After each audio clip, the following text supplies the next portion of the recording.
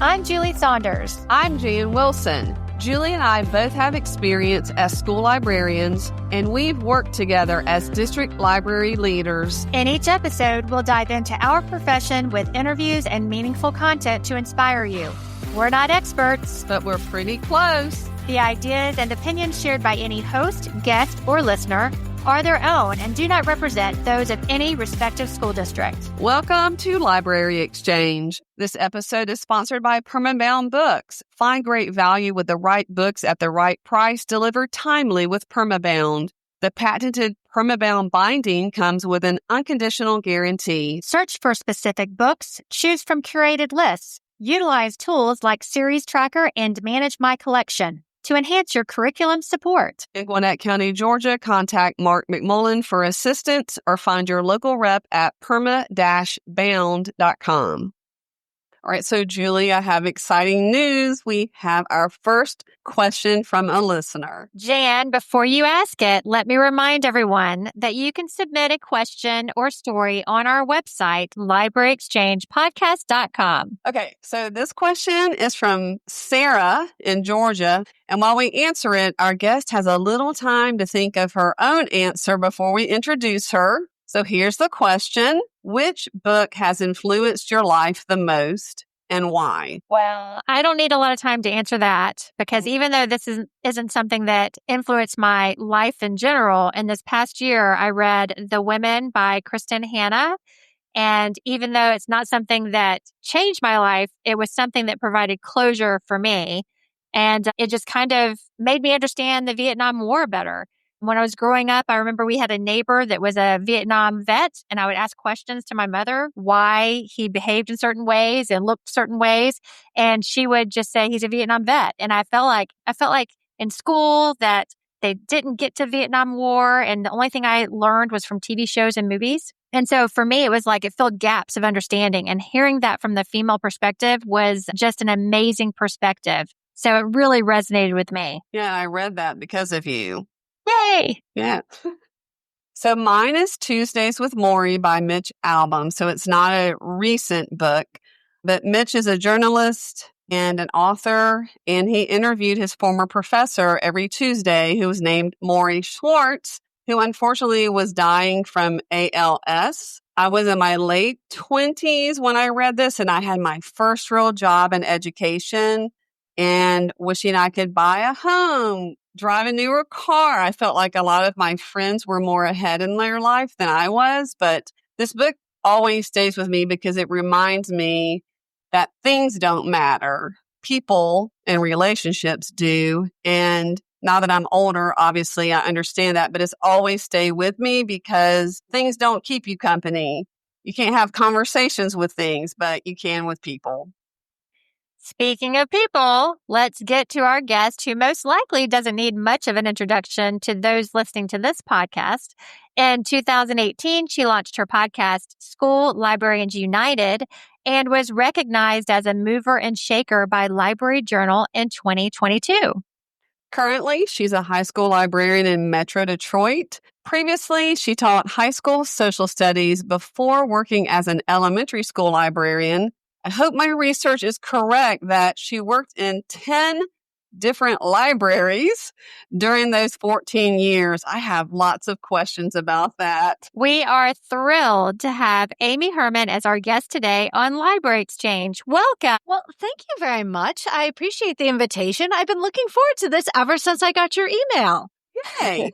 So, Amy, as a former middle school math teacher, I do want to get to the 10 schools in 14 years thing. But for now, would you like to answer our first listener question about which book has influenced your life the most and why? So I have to say there is, and this sounds very dorky. I loved reading the encyclopedia. Okay. And a little dorky. Yes, just a little dorky. My love of reading really solidified around nonfiction. And for that reason, I never considered myself a reader. And because you don't walk around with encyclopedias. And in this case, my house, and we still have this, I actually was going to get up and walk over and pick it up off the bookshelf, because you can't, it takes two hands to carry, because it was like, it's an encyclopedia of the world, but it's probably about 4 or 5 inches thick. And this, this is the internet, for us. I mean, this is what I grew up with, back in the 80s, and this was the internet. And if I couldn't find the answers here, I had to walk 2 blocks over to the public library. And so for me, reading was just about randomly flipping through this, looking at the pictures and reading. And I loved feeling smart. And for me, that really connected with my brain. So my earliest memories of loving to read was nonfiction, and it involved this massive encyclopedia, because I always felt smart when I read it. I'm just being honest. That's it. I love it. So, Amy, when Jan returned from our Georgia Library Media Association conference last summer, she could not wait to share something she heard from you during your keynote. Yeah. So, Amy, you talked about teachers walking out into the hallway and they can talk to people in the same grade level, or teachers in the same curriculum area. So do that little look left, look right, share that with us. I love this. And I really, truly think that it's one of the reasons why we need to manufacture our own professional learning network. It's like we have to make, and it's contrived. I mean, my PLN is very much of my own making. And it's not because we've been, I have never been colleagues with the people who are my closest friends as librarians, because we live in different states. So when I was talking to the Georgia School librarians at it was a summer institute, right? Correct. Yeah, that's correct. And so, but honestly, feeling that community of being in a room with other school librarians, in my particular situation, if I want to be in a room with another school librarian, I have to get in a car and drive a very long time, or get on a plane. Because there are no librarians in my district. It's just me. And I realized how much we rely on one another, albeit remotely, because when we are librarians in a building, it is possible that there isn't a single other person who understands what we do every day. And I likened us to the other educators in the building. Regardless if you're at elementary, middle school, or high school, you are surrounded because you are physically in close proximity. That best practice in schools is to put you as close together with other people who do what you do. You've got these teachers, and the best practice means when they come out of the hall during passing, when they come out of the hall and everybody's getting ready for recess or whatever it is, that is their PLN. Like, they are having those conversations over the children because they can, and we can't. Thank you for that. I mean, I came back to tell Julie, because you're like, we can look left, we can look right, we can look down. There isn't anyone else like us. Very impactful. So let's start from the beginning. Do you think your background as a social studies teacher influenced how you are as a school librarian in any way? Oh, absolutely. I think the wonderful thing about a social studies teacher is there's so many electives. and it's both a good and bad thing, because at one point they sort of just gave the new hire all the electives. But I also found that I had this infinite capacity for curiosity, and it is my superpower. I can be legitimately and truly, honestly, candidly interested in whatever it is you want to talk about. And what was very appealing to me was that I moved across many different subjects, and I liked working with the teachers as much, sometimes if not more, than I did like working with the students. And we do come to that critical point where you have to sort of realize what is that degree that you're going to get you to that next pay bump. And I looked around and realized I knew what I didn't want to do. I didn't want to leave teaching. I didn't want to become an administrator, and I sure as heck didn't want to be a counselor. So, but that I did notice that the happiest person consistently, and my hero was Carla. Carla, the librarian, was my hero. And every time I walked in, she could look up on my face and say, what can I do to help you? What can I do? And Amy, I'm not going to tell anybody that you need help, because I was the first hire in 14 years. I didn't feel comfortable asking the people I worked with for help. So clearly they knew what they were doing. I was the one who needed to figure things out, and Carla was helping me. And so I just said one day, I was like, Carla, I want your job. I understand. Please know I will never take your job away from you, but how did you get your job? And that's when she said, oh, I went to library school. And, and stupidly I said, that's a thing. And thankfully, I live in Metro Detroit, and we have Wayne State University about 10 minutes from my house. So I made the decision right then and there that I was like, I'm going to be a school librarian because that's what I want to do, knowing full well that I was going to be working on this degree for a while, but there weren't any guarantees. Mhm. Yeah, not in Metro Detroit. I realized I want to be a school librarian because it really connected with me. I appreciate that. Amy, we often ask our first and second year librarians, let's reflect for a minute on what surprised you the most about your role during those early years. So do you remember anything that surprised you early on as a school librarian? I was not prepared to feel so alone. And I really wasn't. I was convinced that if I asked anybody how to do my job, that I would lose my job. And so rather than reach out and say, hey, how do you do this? How do you do that? I did have a mentor, but I was convinced that if they had any idea how much I was floundering, that I would lose my job. So I really needed to do what I could to stand on my own 2 feet, because I really didn't want to jeopardize this dream job that I had landed. I was in one elementary school. It was a massive elementary school by Michigan standards. It was a fantastic setup. I wasn't traveling. I was in one building and I grew to love it. I was there for 7 years and it was an absolute dream. But I'll tell you, those first 5 years, never once did I go to a conference. I never took a day off. I had 3 small children. I never took a day off because I learned that if you bring a sub into your library, that bad things happen. One of my very, very cringy but first attempts at podcasting was an episode called "There's a Sub in Your Library. What could possibly go wrong?" Yes. And every single one of those anecdotes happened to me firsthand. There is no exaggeration. So yes, I never took a day off. And so we tend to call that you can't make this up. Yes. You can't make this stuff up. Exactly. So Amy, you kind of talked a little bit about professional learning early on, but where do you go for your own professional learning? Oh, I just tap all these school librarians.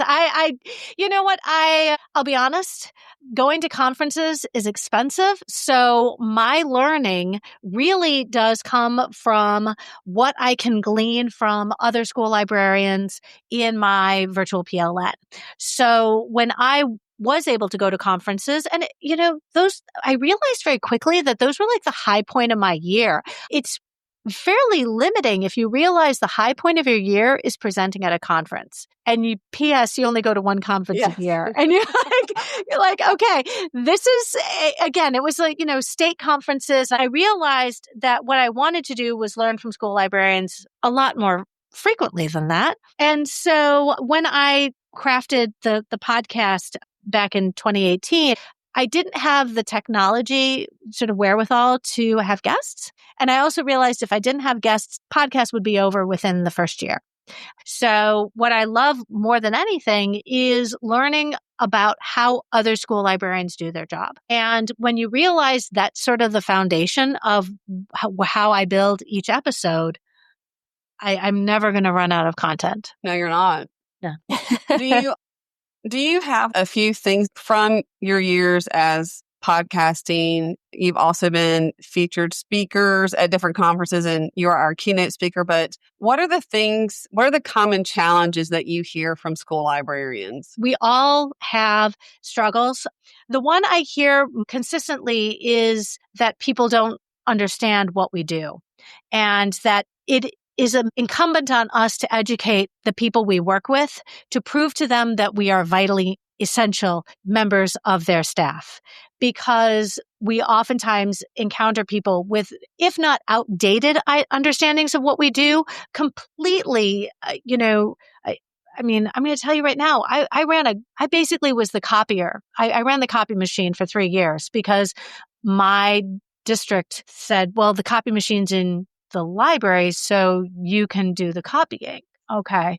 It was like, oh no, that's not why I have a master's in library science. So, so no, big hurdle for many of us is simply educating the people who put us in our jobs to appreciate the breadth of what we do and what we don't do. And it makes for great fodder on the podcast. I will say that, I will say that. Other things that tend to be a struggle is, when people do not appreciate the potential that our spaces provide. So not only are we educating people about what we are capable of doing and our potential, people naturally think, oh, library, print resources. Oh, well, I'm going to stop you right there. What about our digital resources? What about our physical resources? What about our human resources? And so for me, that's what's exciting. That's exciting and yet really frustrating that I have to now educate people in my building that we have physical resources, that we have digital resources. And oh, by the way, I'm a resource. Yes. What I have consistently found is that those of us who have administrators who support us know they're in a good situation, because oftentimes they have not, and sometimes they've come from schools that don't have, especially here in Metro Detroit, they don't come from a school that has a school librarian. And so they don't know what to expect. We sort of, you talk about school librarians wearing all those different hats.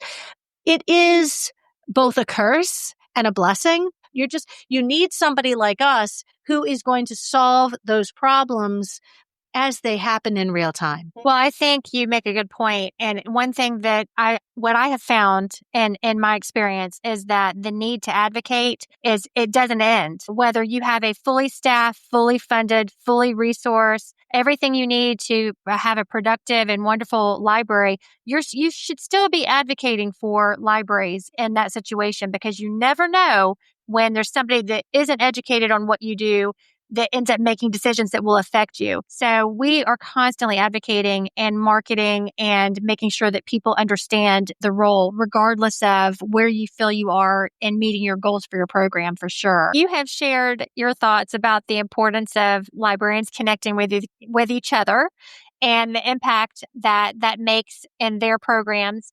So based on that, do you feel that you've achieved your goals for how you set out in the beginning with your podcast? Have you achieved those goals? When I first started recording, the best advice I was ever given was, would you still do this if nobody was listening? And if the answer is yes, then you know you're on to something. We talked about it a little bit before we press record, but when I was at a job that really was terribly unfulfilling, I couldn't leave because I had family obligations and I needed to stay close to home. And so for me, the podcast, really the first and most immediate need that it served was keeping me going. To have that ownership over something creatively, to have something creative that I had created was very special to me. And the potential only became sort of possible when I started to realize that if I was willing to share that space with other librarians, all of a sudden there was no end to the number of conversations we could have. And that was extremely, it was a very exciting moment when you realize, and this happened at the end of season 1, and then I had that summer, and I went to ISTE 19. I went to ISTE 19 that was in Philly. Mm-hmm. And I went with my business cards, and I didn't know anyone. I ate alone. I took my meals alone. But you know what I did? I went to the school librarian playground, and it was like Christmas Day. It was like I walked around and I met all these school librarians, and I started handing out my business cards. And many of those librarians became my first guests for season 2. All I had done was hand out my business cards to a bunch of school librarians at the school librarian playground in Philly and said, would you be on my show? And all I needed was that yes. And those months after that conference, that coming together of school librarians, that we met like this, and it was wonderful, because we realized, the fact that we're in different states doesn't matter. The fact that you and I have never met doesn't matter, but we have this passion that we both share, and we're going to find a topic that's important, not to me, but it's important to my guest. And And as long as you have this collaboration, like, again, like for me, that was when you realize, oh, this is fun, Yeah. I mean, you mentioned several things I wrote down. You're building connections and relationships. And not only do we need that amongst the other librarians, but that's important for our position in the school too. We love that you've created virtual professional learning, that we can listen to on our commute. You're learning at the same time, that you're doing your interviews. So as we close out, first, I want to thank you for visiting with us today. But do you want to share again the name of your podcast and how people can find you and where they can find you? Sure. So my name is Amy Herman, Hermon. And my podcast is called School Librarians United. And you can find it anywhere you listen to podcasts. And when I talk to people, they're like, I don't want to put another app on my phone. I'm like, newsflash, it's factory installed. You already have it. There are podcast apps already on your phone. And then I say, hey, Spotify. And they're like, oh, Spotify, yes. And I'm like, well, we're on Spotify. We're anywhere you listen to podcasts, but also on, a website. So, just if you just Google School Librarians United podcast, I have folks who listen to the show while they're scanning books. They're like, oh no, I listen to you when I do inventory.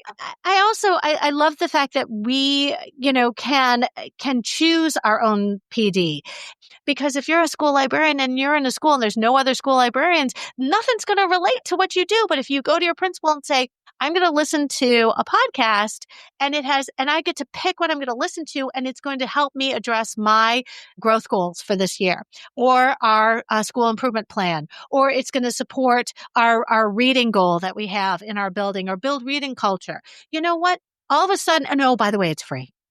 Oh, by the way, it's free. And all of a sudden the principal's like, yeah, that sounds like a great idea. The podcast can be found on all podcast platforms, School Librarians United, and also in the show notes. Amy, we really appreciate your time today.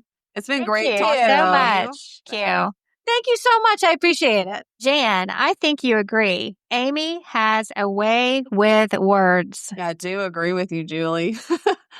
She's someone who's relatable, she has knowledge, and she's entertaining all at the same time. We exchanged ideas. Now it's time for our recap. So I'm going to start, Julie, with her comment about feeling alone, because it really made me think about my first couple of years in my library, because way back when, if you had an enrollment over 1,000 or 2,000, I can't remember, but you had a fully staffed library with 2 certified librarians and a media clerk. So I didn't necessarily ever feel alone. I mean, I felt lost because I was new in the position, but I had the benefit of another librarian for 12 years at one school, 9 years at the next. And so it did make me think about there isn't anyone in close proximity and how alone people do feel. It's very true. And, you are the one certified librarian in your school in many cases. And, it's really important to remember that you've got to be intentional about creating a professional learning network. It's so important to do that, not only for people new to the profession, but veterans as well. So, Julie, every summer when we do new librarian training, I don't know if you remember this, you're going to, because I use a word that you don't really like, I think, but I ask the group always, tell me about different roles in your school where there's only one person who does that. And sometimes they say a principal, but again, they have APs to support them. But a cafeteria manager, they even have people with them. The bookkeeper is a good example. But I always remind them that there's only one of you. Here's the word. I say you're a singleton. I don't hate it. But, I think you have told me you're not preferred. But my point is, when I say this to them, I'm always saying represent the profession well because there's only one of you. But now I think I need to reemphasize that since there's only one of you, let's discuss ways that you can stay connected. I think that's great. But I am just going to say there's only one of you as a school librarian, but there are a lot of instructors in your school that you can learn from. So I feel like we forget the fact that you have wonderful collaborative relationships with teachers at your school. And if at your school they're providing professional learning for teachers, for the teaching process, for instructional strategies, you can grow in that with your library program by using those instructional strategies and partnerships to help you be more successful with information and media literacy instruction. So even though you're alone with your actual library programming and events, the things that you are an expert in and trying to grow in that, you can capitalize on those collaborative relationships with teachers. I like your counterpoint. She did say, and it is important to remind everyone that our spaces are more than just full of print resources. Like, don't forget about our digital resources. And what you just spoke to, we, the person, the librarian, are a resource. And we become better because of our partnerships with teachers. I love that she emphasized that we are a human resource because we often forget about that part of our role. We're constantly seeking to provide the print and digital resources to support staff and students, but the human resource, that's what we are. And we can basically customize our programming to help the staff and students be successful. She said that attending a conference was a game changer for her. I mean, yes, we know conferences are expensive, but at previous schools, we had to fill out an application if we wanted to go to a conference. And I remember it insulted me that an AP asked me why. Why do you want to attend? So you have to put that out there because I said I would come back and redeliver what I learned, and professional growth is important for me as a librarian. Sometimes administrators can find funds to support that. Well, and I think Amy made some good points in the fact that she had creative ways of building that professional learning network. That conferences traditionally are the only ways you could do that, but there's so many other ways through social media. I think that people have to realize that it does take time and you have to be intentional to seek your own professional growth.